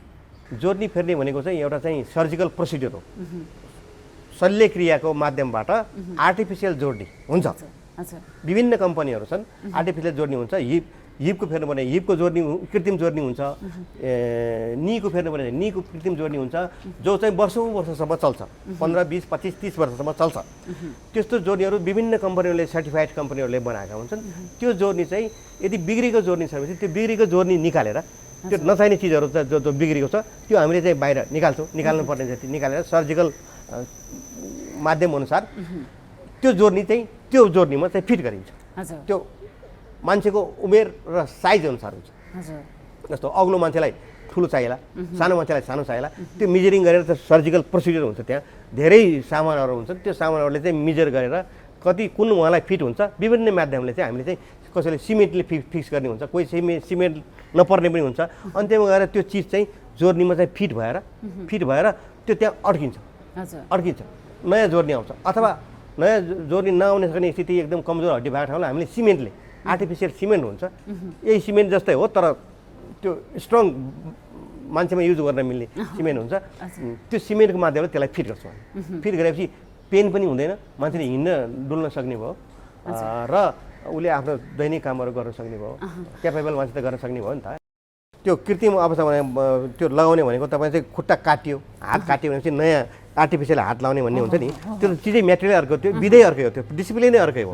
हामीले त यहाँ भएको जोर्नी बिग्रेको मतलब जोर्नी चाहिँ फेरेर अर्को चिज हालेर उस्तै बनाइदिने हो। बाहिर दाग मात्रै हुन्छ, भित्र केही पनि देख्दैन, मान्छेले फिल गर्दैन। जोर्नी फेरिसकेपछि यसमा जटिलता हुने सम्भावना चाहिँ हुन्छ कि हुँदैन? कुनै पनि मेजर अपरेसनहरू जहाँको पनि भुँडीको अथवा टाउको चाहे तपाईँको चाहिँ पेटको अपरेसन गर्दा पनि जटिलता हुन सक्ने सम्भावना हुन्छ, त्यो सबैमा हुन्छ। जस्तो इन्फेक्सन हुने डर पनि यसमा पनि हुन्छ होइन, किनभने बाहिरबाट चिज हालिएको छ, 100मा 1 जनालाई इन्फेक्सन हुनसक्छ, त्यसको उपचार गर्नुपर्ने हुन्छ। अरू हुनुपर्ने निमोनिया हुने होइन, अब फेरेको जोर्नी फुस्किने, यस्ता किसिमका जटिलता हुन सक्छन्, तर हुँदै पनि गर्नु त पर्यो नि त। जोर्नी फेरिसकेका बिरामीहरूले के कुरामा ध्यान दिनुपर्ने हुन्छ? उनीहरूको बसाइ उठाइमा पनि त फरक पर्छ होला नि। घुँडाको जोर्नी फेर्दाखेरि हामीले टुक्रुक्क नबस्नु, घुँडा च्यापेर नबस्नु भन्छ। हजुर। किनभने त्यो च्याप्दाखेरि प्रेसरले गर्दाखेरि त्यो आफ्नो जोर्नी त खियो भने त्यो आर्टिफिसियल जोर्नी पनि त खिन्छ नि, त्यो पनि मेटलले प्लास्टिकले बनेको हुन्छ। त्यसो कारण चाहिँ त्यो खिने भयो भने हामी सकभर त्यो नगर्नुहोस् भन्छौँ। जस्तो हिप फेरेको मान्छेलाई चाहिँ भुइँमा पलेटी कसेर बस्ने हुन्छ नि, यसरी बस्दाखेरि चाहिँ त्यो एब्नर्मल पोजिसनमा जोर्नी बस्ने भयो भने चाहिँ सकभर त्यसरी नबस्नु भन्छौँ हामी। कुर्सीमा बस्नुहोस्, सोफामा बस्नुहोस् भन्छौँ है। कोही त बस्न सक्छन् पनि, त्यो सक्दाखेरि दुईवटा बेफाइदा हुन्छ। एउटा चाहिँ फुस्किने डर पनि हुन्छ, अर्को चाहिँ त्यो टाइट भएर घोटिएर 15 वर्ष चल्थ्यो भने 10 वर्ष मात्रै चल्ने पनि हुन्छ। त्यस भएर त्यो किन गर्नु, त्यो नगरेर काम त जीवन त चल्छ नि त होइन। त्यो चाहिँ दिन्छौँ हामी। जोर्नी कुन जोर्नी कसरी फेरेको छ त्यो अनुसार चाहिँ हामी त्यो एडभाइसहरू दिन्छौँ। हाम फाल्नु भएन, लड्नु भएन, सकभर होसियार गर्नु पर्यो। कति समयसम्म फलोअप गरिरहनु पर्ने हुन्छ बिरामीहरूले? हामीले हिप र नि 90% हुने भनेको चाहिँ हिप र नि नै फेर्ने हो। त्यो हामी चाहिँ फेर्दाखेरि चाहिँ अस्पतालमा भर्ना गर्छौँ, करिब 5-7 दिन हप्ता दिन जति अस्पतालमा भर्ना गर्छौँ। त्यसपछि ठिकठाक छ हिँडाएर उनीहरूलाई एक्सर्साइज सिकाएर पठाउँछौँ। त्यसपछि 2 हप्तापछि हामी टाँका काट्छौँ, टाँका काट्न 1 हप्तापछि हामी बोलाउँछौँ। त्यसपछि 3 हप्तामा कस्तो छ, के छ, पाक्यो कि घाउ के भयो भनेर बोलाउँछौँ 3 हप्तामा। त्यसपछि 6 हप्तामा बोलाउँछौँ, एकचोटि एक्सरे गर्छौँ के छ पोजिसन होइन, पोजिसन चेन्ज भएको पनि हुनसक्छ। त्यसपछि हामी 3 महिना बोलाउँछौँ, त्यसपछि 6 महिना बोलाउँछौँ, त्यसपछि वर्ष दिनमा एकपटक सकभर आउनुहोस् भन्छौँ। अब हाम्रो समाज अनुसार अब कोही टाढाको मान्छे हुन्छ के हुन्छ, अब वर्ष दिनमा आउनु नियम चाहिँ त्यसो हो। वर्ष दिन हामी बोलाउँछौँ। अब ठिकठाक छ भनेपछि केही समस्या परेर आउनुहोस्, नभए ठिकै छ भनेर त्यो पनि भन्न सकिन्छ। जस्तै हाड जोर्नीको समस्या हुनेले त अलिकति प्रोटिन होइन लगायतका कुराहरू खानुपर्छ पनि भनिन्छ होइन। यो हाड जोर्नी फेरिसकेका बिरामीहरूले चाहिँ कस्तो प्रकारको खानपानमा ध्यान दिनुपर्छ डाक्टर?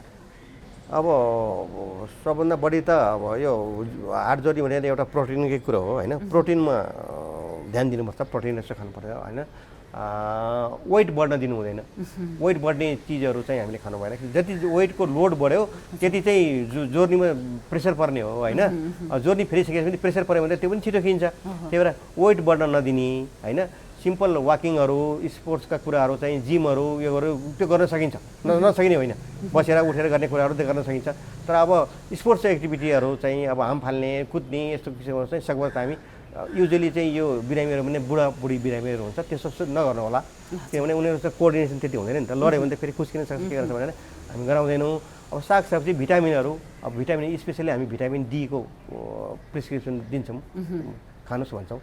किनभने भिटामिन डीले त हड्डीलाई अलिकति हाड जोर्नीलाई बलियो गराउँछ। त्यही भएर हामी रेगुलरली खानुहोस् भन्छौँ। नत्र भने अरू खासै केही स्पेसल खानुपर्ने, स्पेसल औषधि खानुपर्ने त्यस्तो आवश्यकता हुँदैन। जस्तै यहाँले भन्नुभयो एक्सर्साइजहरू चाहिँ जुन योगाहरू बसेर यो गरेर गर्ने योगा चाहिँ जुनसुकै पनि गर्न मिल्छ।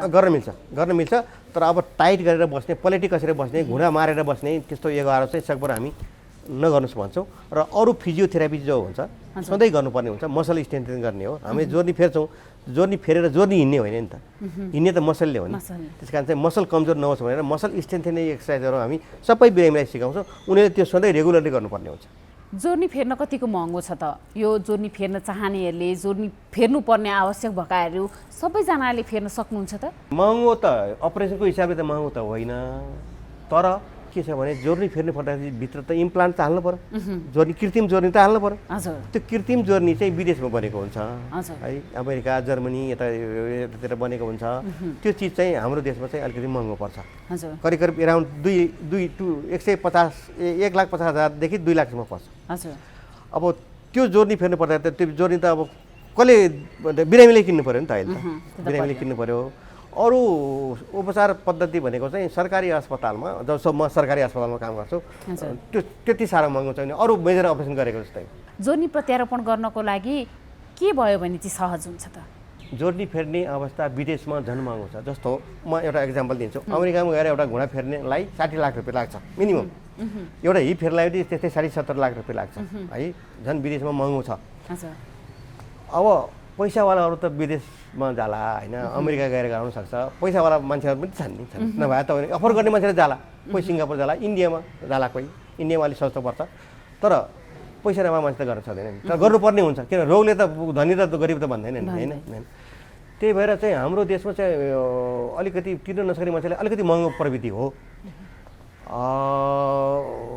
त्यसको लागि चाहिँ एउटा उपाय छ, जस्तो किडनी फेर्नेलाई गभर्मेन्टले सब्सिडी दिन्छ नि त, लाख रुपियाँ 1.5 लाख दिन्छ, क्यान्सरको बिरामीलाई दिन्छ होइन, तपाईँको न्युरोलोजीको बिरामीलाई दिन्छ, हार्टको बिरामीलाई दिन्छ भनेपछि यो पनि मान्छे काम गर्न सक्ने मान्छे, त्यसमा प्रोडक्टिभ एज भएको मान्छे, 50 वर्षको मान्छे, 40 वर्षको मान्छे, 30 वर्षको मान्छे बेड रिडेड भयो भने त उसले केही पनि काम गर्न सक्दैन। उसले हिँड्न 15-20 वर्ष काम गर्न भने त देशलाई त केही त दिन्छ नि एउटा।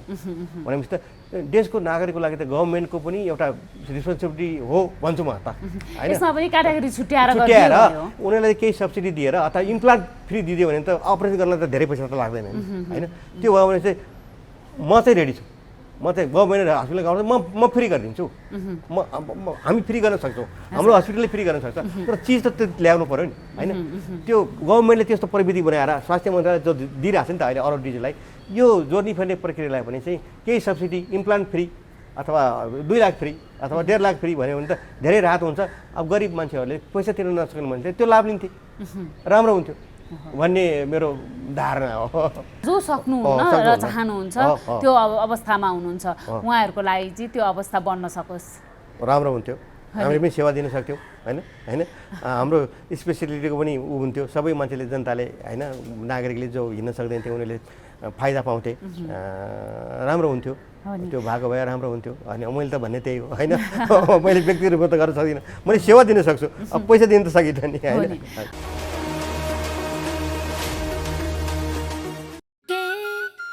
हात धुन्छौ र साबुन पानीले धुन्छु नि, कति बेला धुन्छौ र छिनछिनमै धुन्छु नि,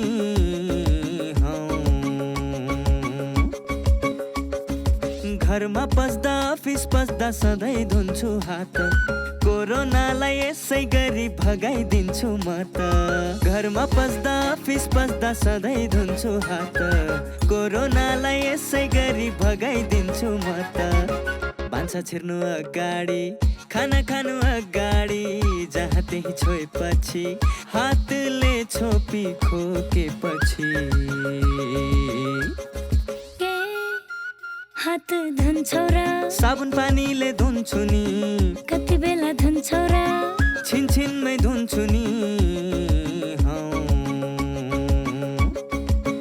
कोरोनाबाट बच्ने 3 उपायहरू: व्यक्ति बीच 2 मिटर टाढा बस्ने, घरबाट बाहिर निस्कँदा मास्क लगाउने र बेला बेलामा साबुन पानीले मिची 20 सेकेन्डसम्म हात धुने। कोरोनाबाट आफू पनि बचाउँ र अरूलाई पनि बचाउँ। नानु होमवर्क सक्यो त? गर्दैछु बुवा। कस्तो चुरोट गनाएको? होइन चुरोट खाएकै छैन। थाहा छ हजुरले कौसीमा घर बाहिर आँगनमा बाटोमा चुरोट खाएर हिँडेको देखेको छु मैले। कहिलेकाहीँ मात्रै हो के, अब छोड्छु, के गर्नु बानी लागेपछि। सुन्नुहोस्, हजुरले चुरोट खानुभयो, हजुरलाई त असर गर्छ नै। हजुरले खाएको चुरोटको धुवाले हामीलाई पनि रोगी बनाउँछ। हामी रोगी भएको हजुरलाई मनपर्छ? होइन मलाई त तिमी स्वस्थ फुर्तिलो भएको पो मनपर्छ। त्यसो भए सुन्नुहोस् बा, हाम्रो सरले भन्नुभएको चुरोटको धुवाको 3 तहको असर हुन्छ अरे, first hand, second hand, third hand. होइन के हो नानु यो first hand, second hand, third hand भनेको? जसले चुरोट खायो उसलाई चुरोटको धुवाले फर्स्ट ह्यान्ड असर गर्छ, सँगै बस्ने मान्छेलाई चुरोटको धुवाले सेकेन्ड ह्यान्ड असर गर्छ, जुन धेरै हानिकारक हुन्छ। त्यो अहिले मलाई भइरहेको छ। सरी नानु, अनि यो थर्ड ह्यान्ड भनेको के नि? हजुरले जुन ठाउँमा बसेर चुरोट खानुभयो त्यो ठाउँमा पछिसम्म चुरोटको धुवाको असर रहिरहन्छ। त्यही ठाउँमा पछि आएर बस्ने मानिसलाई पनि असर गर्छ। त्यो थर्ड ह्यान्ड भयो। ए बुझेँ, यो त ठुलो अपराध पो रहेछ। अब म प्रतिज्ञा गर्छु, आजैदेखि धुम्रपान त्याग गर्छु। धन्यवाद बुवा।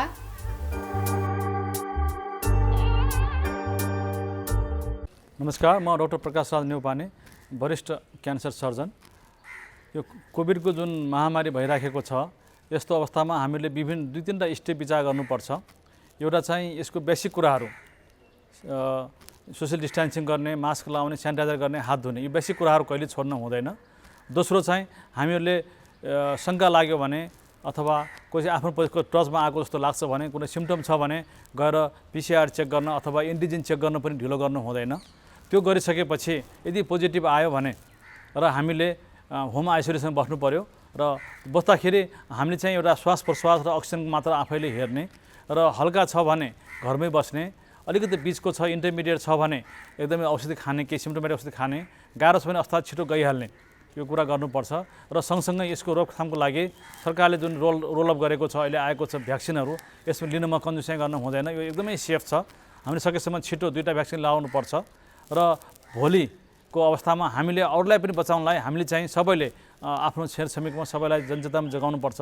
बेला बेलामा टिभीहरू हेर्ने, सरकारको निर्देशन पनि मान्नुपर्छ र हामीले चाहिँ सँगसँगै क्यान्सरका बिरामीहरू छन् भने झन् यसमा हामीले विचार ध्यान दिनुपर्छ, किनभने क्यान्सरका बिरामीलाई कोभिड लाग्यो भने मृत्युदर धेरै हाई छ र त्यसो भएको हुनाले हामी क्यान्सरका बिरामीहरू क्यान्सरको आफ्नो फिजिसियनको कन्ट्याक्टमा बस्नुपर्छ र डायग्नोसिस गर्नलाई ढिलो गर्न हुँदैन।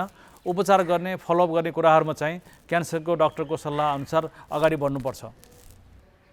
अब हामी के छ भने अहिले यो कोभिडको चाहिँ फर्स्ट वेभ आयो, सेकेन्ड वेभ आयो, थर्ड वेभ आयो र हामी अहिले हामी सेकेन्ड वेभमा छौँ। धेरै मानिसले भन्ने गर्छन् चाइनामा चाहिँ फर्स्ट वेभ आएपछि सेकेन्ड वेभ, थर्ड वेभ आएन कि भन्छौँ, किनभने उनीहरूले जुन सुरुको कुरामा फर्स्ट वेभमा जे काम गरेका थिए त्यसलाई एक दिन पनि छोडेनन्, कन्टिन्युसली कन्सिस्टेन्टली एउटा कोअर्डिनेटेड वेमा काम गरे र उनीहरूले चाहिँ अहिले पनि कन्ट्याक्ट ट्रेसिङलाई, आइसोलेसनलाई, क्वारेन्टाइनलाई र PCR टेस्टिङलाई, भ्याक्सिनलाई उत्तिकै महत्त्वपूर्ण दिएका छन्। त्यसो भएको हुनाले चाइनामा चाहिँ राम्रो भएको छ। जस्तो उदाहरणको लागि वहाँ अहिले भनौँ न कुनै जिम अथवा स्विमिङ पुल अथवा कुनै सिनेमा हल, फुटबल गेमहरू खुला छ, तर त्यहाँ जाने मानिस सबैको रेकर्ड राख्छ उनीहरूले, को हेर्न आएको थियो। त्यो आएको मानिस कुनै एकजना मानिसलाई पोजिटिभ देख्यो भने त्यो सबैलाई बोलाएर उनीहरूले within a hour, within a day सबैलाई क्रस चेक गर्छ, जबसम्म अनि उनले पत्ता लगाउँछ कसलाई पोजिटिभ छ भनेर। त्यसरी कन्ट्याक्ट ट्रेसिङ, आइसोलेसन, क्वारेन्टाइनको कुराहरू उनीहरूले र टेस्टिङको कुराहरू उनले एक दिन पनि, एक सेकेन्ड पनि उनीहरूले चाहिँ त्यसलाई कम गरेको छैन र जनताले पनि सहयोग दिएका छन्। त्यसो भएकाले उहाँ चाहिँ अहिले फर्स्ट वेभ सकेपछि सेकेन्ड थर्ड वेभ आएको छैन भने हुन्छ र त्यो कुरा हामीले यहाँ पनि लागू गर्नुपर्छ। हामीले सबैले लागू गर्नुपर्छ। यो चाहिँ सबैले, स्वास्थ्यकर्मी होस्, सञ्चारकर्मी होस्, सुरक्षाकर्मी होस्, राजनीतिज्ञ हुन्, समाजका सबै मानिसहरूले लागू गर्नुपर्छ। एकदमै लागू गऱ्यो भने चाइनाको जस्तो हामी पनि सायद खुल्ला हामी हिँड्न सक्छौँ।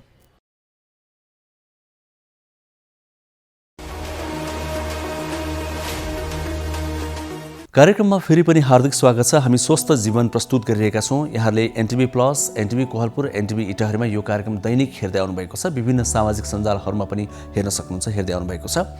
एकैछिन जीवनशैलीको कुरा गरौँ। हामीले आज जुन हड्डी खिने समस्याको कुरा गरौँ नि, त्यो पनि धेरै हदसम्म हाम्रो जीवनशैलीमा भर पर्छ भनेका छन् विज्ञहरूले। शारीरिक अभ्यास लगायतका कुराहरू त्यसमा महत्त्वपूर्ण हुन्छन्। त हामीले खाने कुराहरू कतिको उपयुक्त खाइरहेका छौँ, हामीले जुन दैनिक जीवनयापन गरिरहेका छौँ पछिल्लो समयमा त्यो कतिको उपयुक्त छ, कतिको सही छ, त्यसले कतै रोगहरू निम्त्याइरहेका छौँ कि हामीले खास गर्नुपर्ने के थियो निरोगी हुनका लागि अनि स्वस्थ रहनका लागि, रोग लागेको छ भने त्यसलाई भगाउनका लागि। यी विषय समेटेर हामीलाई विभिन्न विज्ञहरूले सुझावहरू प्रदान गर्नुभएको छ। तिनै सुझावलाई समेटेर हामी यो सेगमेन्ट प्रस्तुत गर्ने गर्छौँ। अब एकैछिन त्यही सेगमेन्ट मेरो जीवनशैली, जहाँ एकजना विज्ञले आज पनि हामीलाई महत्त्वपूर्ण जानकारी प्रदान गर्नुभएको छ।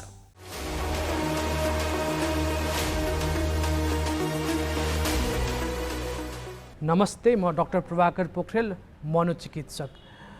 स्वस्थ जीवनशैलीको लागि थुप्रै कुराहरू आधारभूत हुन सक्छन्। त्यसमा एउटा मानसिक स्वास्थ्य पनि एकदमै महत्त्वपूर्ण कुरा हो।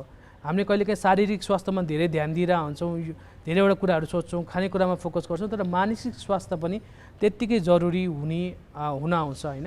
जस्तै मानसिक स्वास्थ्य भन्नाले हामी जसरी सोच्छौँ, हाम्रो सोच, हाम्रो व्यवहार, हाम्रो स्वभाव र हाम्रो भावना, यिनीहरूले धेरै कुरा असर पार्छ। जस्तै पोजिटिभ सोच भन्छौँ, कहिलेकाहीँ नेगेटिभ सोच, मान्छेले मेरो शङ्का गरे वा चाहिँ आत्तिने प्रकारका सोच केही बिग्रेला कि भन्ने कुराले हाम्रो शरीरलाईदेखि लिएर मनलाई धेरै कुरा असर पारिरहेको हुन्छौँ। साना झगडा तनावले पनि मेरो मुड खराब गरेर धेरै कुरामा असर पारिरहेको हुन्छ। त्यसैले पहिलो कुरामा त के सचेत बनौँ भने म पोजिटिभ हुने, म शान्त हुने, होइन, खुसी भन्दा पनि शान्त हुने र रिल्याक्स हुन सक्ने क्षमता चाहिँ म भित्र आफै पनि छ, हामी सबैभित्र छ। त्यसलाई जागृत गर्नु पऱ्यो।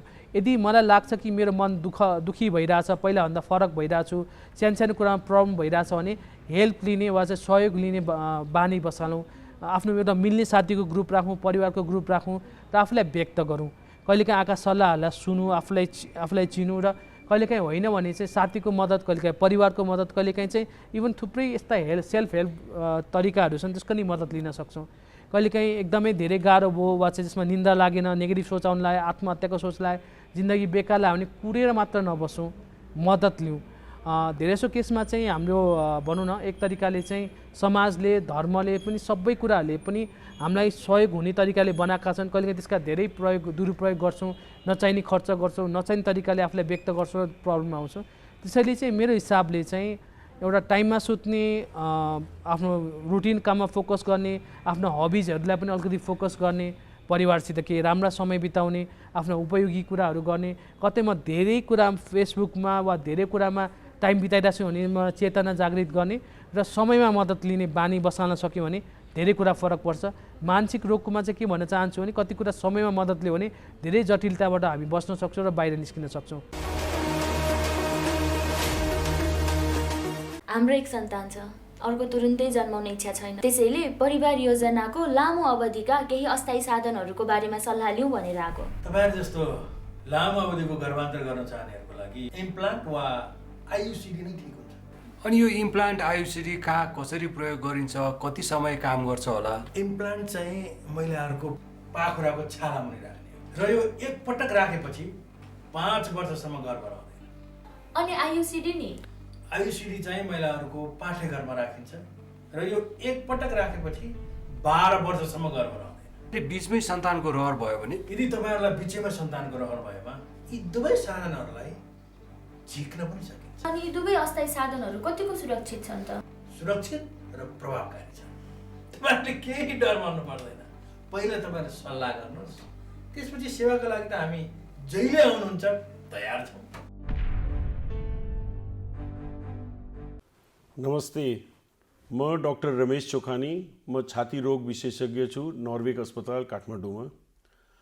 जीवन स्वस्थ राख्नलाई हामीलाई सबैलाई दैनिक आफ्नो नियमित समयमा खाना खानुपर्छ, नियमित समयमा सुत्ने र उठ्नुपर्छ, अनि दैनिक अलिअलि व्यायाम गर्नुपर्छ। व्यायाम भने कम्तीमा आधा पौन घन्टा पनि हामीले व्यायाम गर्न पायो भने स्वास्थ्यको लागि धेरै फाइदा गर्छ।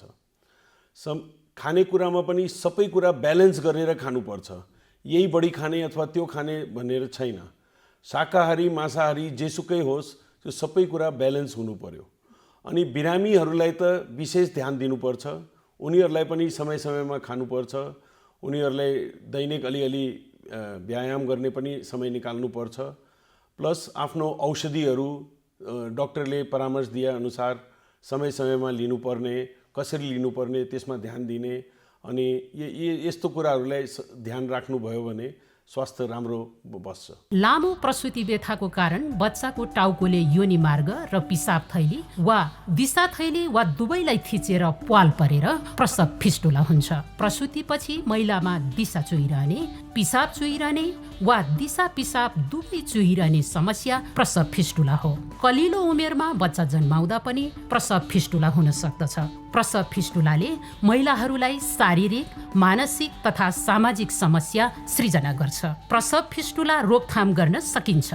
नियमित गर्भ जाँच गर्ने, जन्मान्तरका लागि परिवार नियोजनको साधन प्रयोग गर्ने, स्वास्थ्य संस्थामा दक्ष प्रसुतिकर्मीबाट सुत्केरी गराएमा प्रसव फिस्टुला हुनबाट बचाउन सकिन्छ। प्रसव फिस्टुला उपचारबाट निको हुन्छ।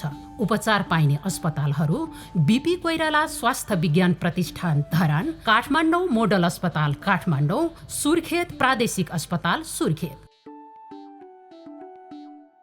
नमस्कार, म डाक्टर जनक कोइराला, संक्रामक रोग विशेषज्ञ, सङ्क्रामक रोग भनेको चाहिँ यो सरुवा रोग तथा यो अरू ब्याक्टेरिया भाइरसहरूले हुने रोगहरू हो। जस्तो पहिला HIV थियो, हेपाटाइटिस थियो, टाइफोइड थियो। त्यस्तै किसिमले कुनै भाइरसहरू चाहिँ बारम्बार आउँछ र हामीलाई दुःख दिन्छ। जस्तो डेङ्गे भाइरस भन्ने हामीले सुनेका छौँ। त्यस्तै किसिमले इन्फ्लुएन्जा वर्षेनी रूपमा आउँछ। त्यस्तै किसिमले यो कोरोना भाइरस भन्ने एउटा भाइरस पनि पहिलादेखि नै हामीलाई रुगाखोकी लगाउने भाइरस थियो। तर यो भाइरसमा चाहिँ अलिकति चेन्ज आएर यो भाइरस चाहिँ नयाँ रूप लिएर चाहिँ पोहोर सालदेखि हामीलाई दुःख दिन थाल्यो। यसलाई चाहिँ SARS-CoV-2 कोरोना भाइरस भनेर भन्छौँ। त्यसलाई चाहिँ हामीले सुरुमा राम्रोसँग नै स्लो डाउन गरेका थियौँ नेपालमा। तर अहिले आएर चाहिँ फेरि यसको चाहिँ दोस्रो वेभ आएको भनेर भनिन्छ। अब यसमा चाहिँ के भयो भन्दाखेरि यो कोरोना भाइरस चाहिँ चाँडै नै रूप बदलिँदो रहेछ, जसलाई चाहिँ म्युटेसन भन्छ। अनि अहिलेको पोहोर सालको भन्दा चाहिँ फरक के भयो भन्दाखेरि यो चाहिँ छिटो सर्न थाल्यो, एकअर्कामा छिटो सर्न थाल्यो। र अर्को चाहिँ हामीले पनि अलि बढ्ता सावधानीहरू चाहिँ लिएनौँ र बढ्ता भिडभाड गर्न थाल्यौँ। त्यसकारण यो चाहिँ भिड भएको ठाउँमा सावधानी लिएन भने आगोको रूपमा चाहिँ यो फैलिएर जान्छ र त्यही नै अहिले हामीले देखिरहेका छौँ। र त्यो कुरा नै हाम्रो छिमेकी राष्ट्र भारतमा पनि भइरहेको छ। त्यसैले यसको लागि चाहिँ हामी सबैले मिलेर चाहिँ सावधानी लिनुपर्ने हुन्छ। अब सावधानीहरू लिँदाखेरि के गर्ने भन्दाखेरि सबभन्दा ठुलो कुरा चाहिँ भिडभाड नगरिदिने, भिडभाडमा नजाने। कोही पनि आफ्नो घरभन्दा बाहिरको व्यक्तिहरूलाई भेट्दाखेरि चाहिँ सधैँभरि मास्क लगाउने, यो युनिभर्सल मास्किङ भन्छ। त्यसले चाहिँ अरू देशहरूमा राम्रोसँग कन्ट्रोल गरेर देखाइसकेका छन्। त्यस्तै किसिमले हामीले पनि कन्ट्रोल गर्न सक्छौँ।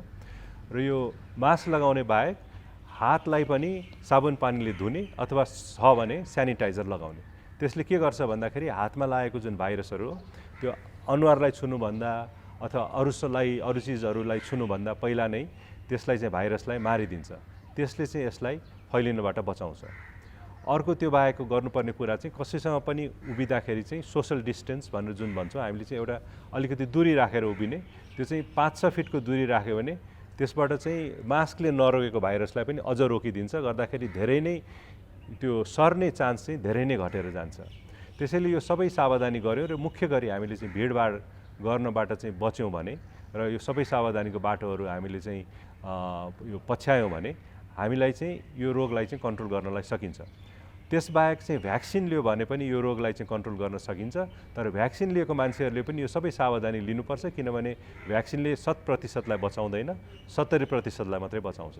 त्यसकारण सबै भ्याक्सिन लगाएको व्यक्तिहरूले पनि मास्क लगाएर यो सबै विधिहरूलाई चाहिँ हामीले चाहिँ पालन गर्नुपर्ने हुन्छ। अब यो कोरोना भाइरसलाई चाहिँ अब के हुन्छ त, यो चेन्ज हुँदै गएपछि यो सधैँभरि नै यहाँ रहन्छ कि रहँदैन भन्ने एउटा कुरा आउँछ। यसमा चाहिँ हामीले अहिलेसम्मको वैज्ञानिकहरूले जुन चाहिँ अध्ययन गरेका छन् त्यसबाट चाहिँ के देखिएको छ भने पहिला इन्फ्लुएन्जा आएको जस्तै र अरू भाइरसहरू आएको जस्तै यो 1-2 वर्षसम्म रहेर घट्दै जाने कुरा हो। अब यो भाइरस चाहिँ कम्प्लिटली रूपमा हराएर जान्छै जान्न भन्न सकिँदैन। तर यो चाहिँ दोस्रो वेभ भने जस्तै तेस्रो वेभ पनि आउला, चौथो वेभ पनि आउला। तर यो दोस्रो वेभ भन्दा तिनीहरू चाहिँ अलि सानो होला। हामीले यो धेरैजनाकोमा इम्युनिटी पनि आइसकेको हुन्छ, धेरैजनाले भ्याक्सिन पनि लगाइसकेको हुन्छन्। त्यसले गर्दाखेरि यो चाहिँ घट्दै जान्छ भन्ने आशा गरेका छौँ। तर यो पूर्ण रूपमा हराएर जाला त भन्ने एउटा प्रश्न छ, त्यो चाहिँ नहोला। जसरी इन्फ्लुएन्जा भाइरस वर्षेनी आउँछ जान्छ त्यस्तै किसिमले वर्षेनी नै हामीसँग यो रहन्छ होला। तर अहिले जस्तो ठुलो रूपमा चाहिँ नरहला भन्ने अहिलेसम्मको साइन्टिफिक स्टडीहरूले चाहिँ त्यही देखाएको छ।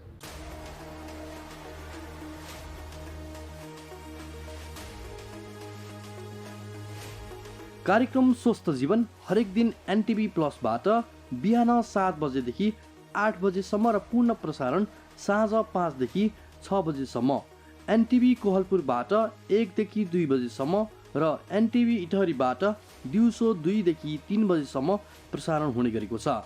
स्वास्थ्य सम्बन्धी यहाँहरूको कुनै जिज्ञासा वा समस्या भएमा हामी सम्बन्धित विज्ञहरूबाट समाधान खोजी कार्यक्रममा प्रसारण गर्नेछौँ। हामीलाई सम्पर्क गर्ने माध्यमहरू यस प्रकार रहेका छन्: फोन, एसएमएस तथा भाइबरको लागि 98 43 52 93 97, इमेल swasthajievan@ntv.org.np। यस कार्यक्रमको बारेमा आफ्नो सल्लाह, सुझाव र प्रतिक्रिया पनि यहाँहरूले यिनै माध्यम मार्फत दिन सक्नुहुनेछ। साथै कार्यक्रममा के कस्ता सामग्री, विषय वा विज्ञहरू समेट्नु पर्ला भन्ने विषयमा पनि सुझाव दिन सक्नुहुन्छ।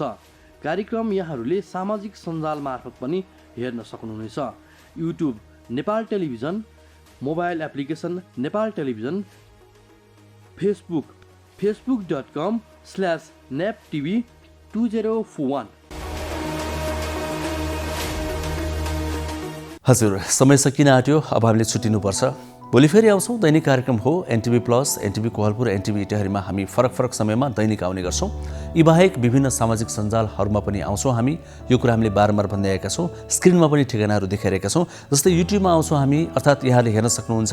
त्यसै गरी नेपाल टेलिभिजनको मोबाइल एप्समा हेर्न सक्नुहुन्छ, वेबसाइटमा हेर्न सक्नुहुन्छ, फेसबुकमा पनि हेर्न सक्नुहुन्छ। फेसबुकमा त हामी लाइभ नै गर्छौँ। हरेक दिन साँझ 5 देखि 6 बजीसम्म नेपाल टेलिभिजनको आधिकारिक फेसबुक पेज नेपाल टेलिभिजन जसको नाम रहेको छ, त्यहाँ यहाँहरूले लाइभ नै यो कार्यक्रम हेर्न सक्नुहुन्छ। अरू बेलामा पनि हेर्न र सेयर गर्न सक्नुहुन्छ। अर्को कुरा दर्शकबिन, कार्यक्रम कस्तो लाग्छ, सल्लाह प्रतिक्रिया सुझाव पठाउनुहोला। ती हाम्रा मार्गदर्शक हुन्, तिनलाई आधार मान्दै हामी कार्यक्रम निर्माण गर्नेछौँ, अगाडि बढ्नेछौँ। स्वास्थ्य सम्बन्धी कुनै जिज्ञासा या प्रश्न छ भने पनि पठाउनुहोस् निर्धक्कसँग। हामी त्यही अनुसारका विज्ञहरू छनौट गरेर यहाँ त्यसको उत्तर खोज्ने प्रयास गर्नेछौँ। तपाईँको नाम नभन्दा पनि हुन्छ, हामीले त्यो स्वतन्त्रता प्रदान गरेका छौँ। त्यसका लागि यहाँले टेलिफोन गर्न सक्नुहुन्छ, हामी डाइरेक्ट टेलिफोन उठाउँछौँ। एसएमएस गर्दा पनि हुन्छ त्यही नम्बरमा, भाइबर गर्दा पनि हुन्छ, इमेल पनि गर्न सक्नुहुन्छ। हामीले ती ठेगानाहरू पनि स्क्रिनमा देखाइरहेका छौँ। अब छुट्टिन्छौँ आजलाई। भोलि फेरि आउँछौँ। दैनिक कार्यक्रममा हामीले बारम्बार भनिरहेका छौँ, स्वास्थ्यमा कहिले पनि हेलचेक्राइ नगरौँ, फेरि पनि जाने बेला भन्छौँ। बाँकी कुरा भोलि गरौँला। हस् त, नमस्ते।